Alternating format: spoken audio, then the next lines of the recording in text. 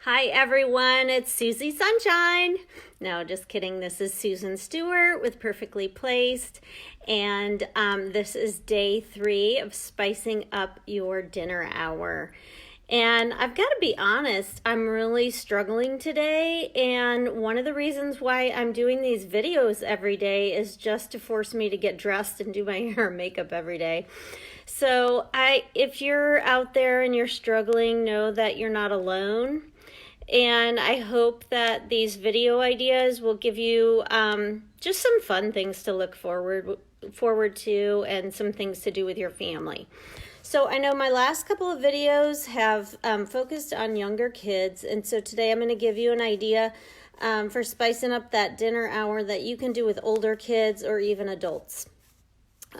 So my idea is to have a blindfolded meal.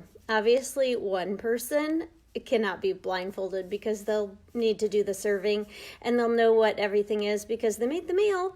But if you have teens at home, you can blindfold them and have them eat their meal blindfolded and guess what they're eating and all of those fun things. And who knows what conversation will come about as a result of that. So let me know if you give this a try. We'd love to hear your comments and your feedback.